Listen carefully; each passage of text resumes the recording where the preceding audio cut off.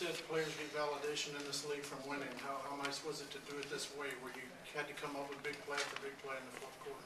I think it was just great to see us kind of grind out that game from beginning to end and be able to answer out of timeouts, execution, have winning plays at the end of the game, diving on the floor, giving us opportunities to get the basketball. So just a great effort overall from the guys.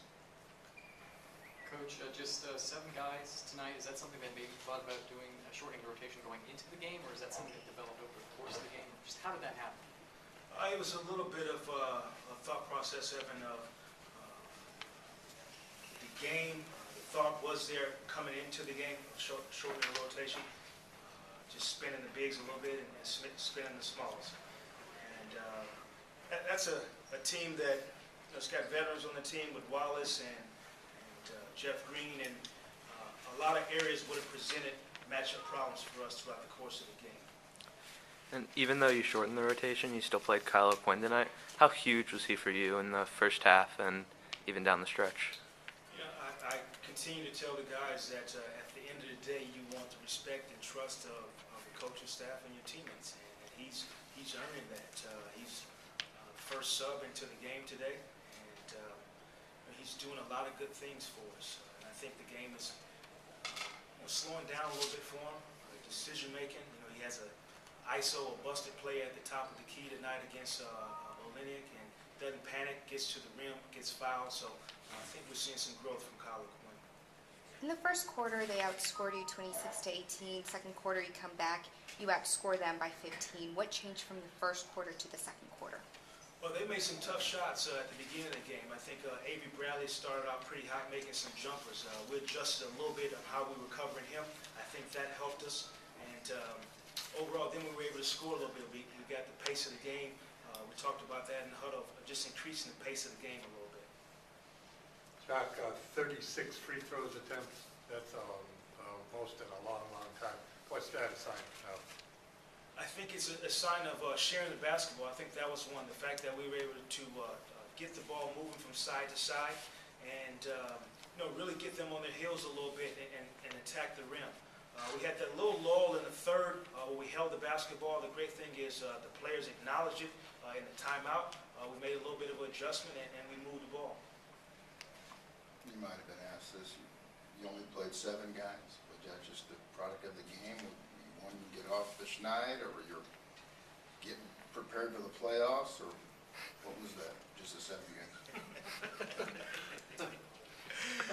I told Evan that it was a little bit of thought process before the game going into it. As the game developed, there were some matchups that I thought to keep in our favor. I needed to shorten the rotation tonight. The ability for their smalls to really post up, whether it's Gerald Wallace, Jeff Green, to have stretch fours a little bit who can play inside out. I thought going in that was going to present some problems for us, so I just shortened the rotation. Jacque, what did you see on your defense on Boston's last possession of the game? Well, I think overall that is a end of the game where guys are just covering for each other. I think the ball gets driven baseline, you have baseline help. We initially don't let Jeff Green get his 3 off. I think a great closeout. And then we just kind of scramble. And we talk about basketball not being perfect. That's a perfect example right there where you just got to play. We close out in the corner, make them make an extra pass, and luckily the time ran out.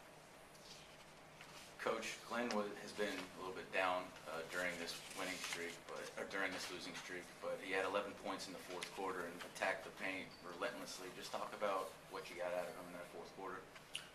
Yesterday we talked about, or I did, to Glenn, of how good he's been for us.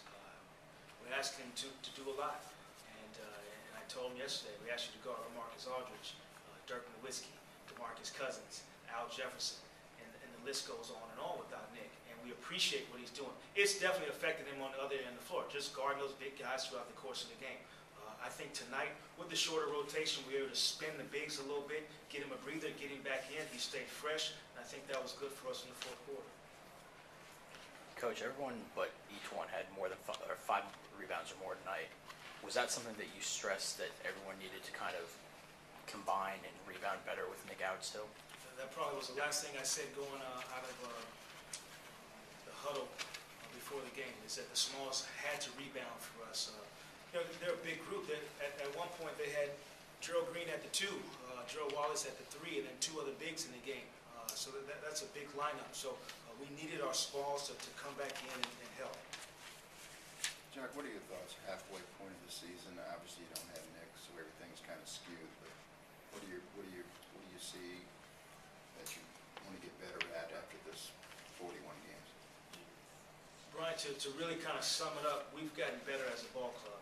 Example of, we played Boston, I think it was November 11th, and to watch the film and see the progress from then to now, the players don't see it all the time, but being in the right spots, sharing the basketball, 20 assists tonight on 30 field goals. We're trying to do the right thing. And we've had some hiccups because of injuries and things of that nature. But overall, I think guys have gotten better, and we're trying to play the right way. And that's playing together.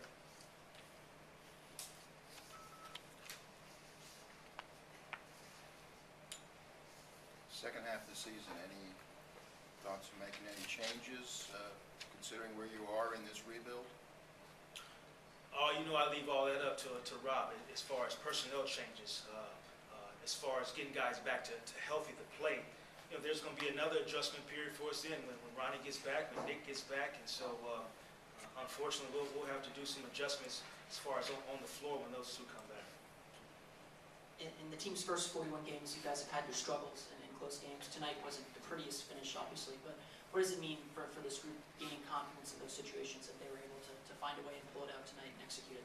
Yeah, you take our last probably 3 close games and you see the progression of maybe how bad we were, in the first of those 3. Then you take the one in the middle, and now you come to tonight where execution on the offensive end of the floor, out of timeouts, we got scores every time.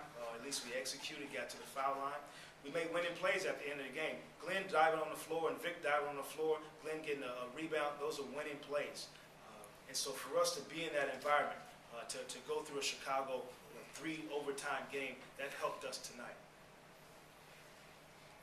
What was the rationale tonight going with only seven guys? I'm going to send you a party gift, Philip.